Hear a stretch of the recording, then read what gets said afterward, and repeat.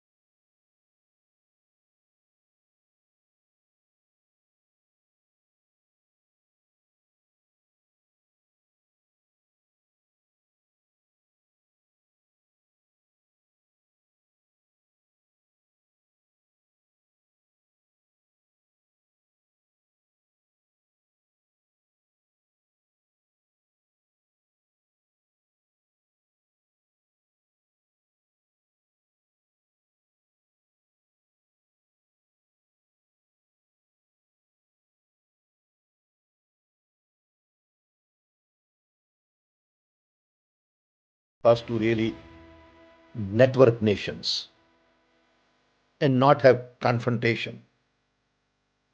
Our attitude is that of confrontation from day one. And that attitude creates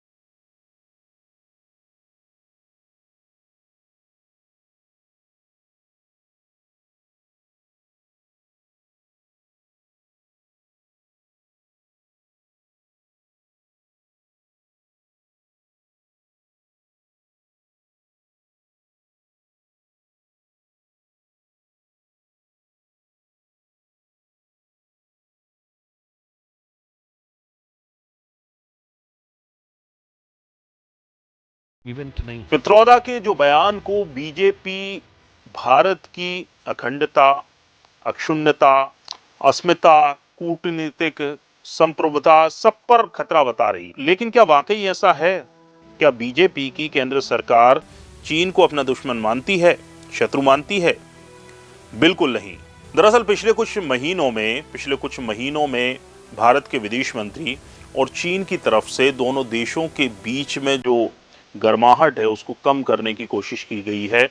दोनों के रिश्ते सुधारने की पुरजोर कोशिश की गई है। अब हम आपको ये भी बताते हैं कि भारत और चीन के बीच में जो रिश्ते हैं, आर्थिक रिश्ते हैं, वो कैसे रहे हैं और कैसे हैं। 2020 के गलवान संघर्ष के बाद से दोनों देशों में के रिश्तों में तनाव बना हुआ था।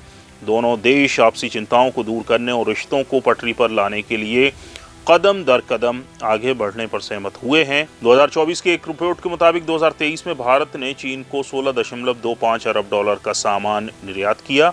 ये आंकड़ा भारत चीन व्यापार के भारत के निर्यात की महत्वपूर्ण भूमिका को दर्शाता है। भारत ने चीन को साल 2022 में $15.15 बिलियन का निर्यात किया। इस दौरान दोनों देशों के बीच कुल व्यापार का मूल्य $117.78 मिलियन रहा। हालांकि व्यापारिक संबंधों में भारत का चीन को निर्यात करने की क्षमता काफ़ी कम है, जो चिंता की बात है।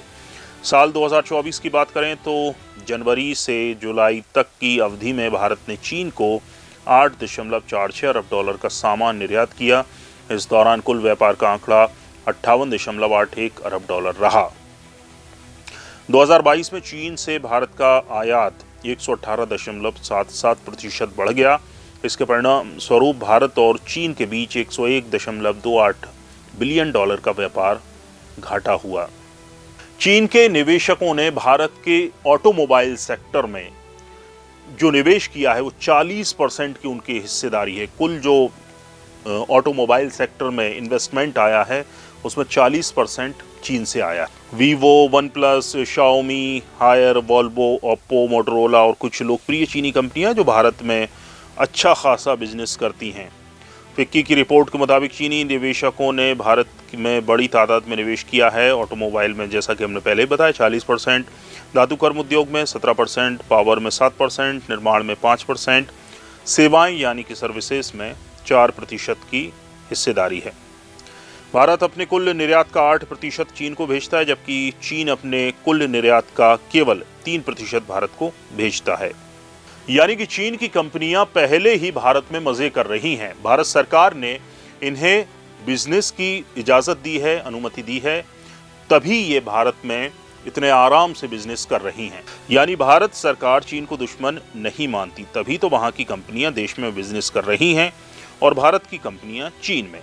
देखा जाए तो कांग्रेस के सैम पित्रोदा ने इतना भी कुछ गलत नहीं कहा है, और सियासी मजबूरी कहें या पॉलिटिक्स कहें इसे कि बीजेपी तिल का ताड़ बना रही है और बयान को बढ़ा चढ़ाकर पेश कर रही है। वीडियो पसंद आया हो तो लाइक कीजिए, शेयर कीजिए और हमारे चैनल पॉलिटिक्स वाला को सब्सक्राइब जरूर कीजिए।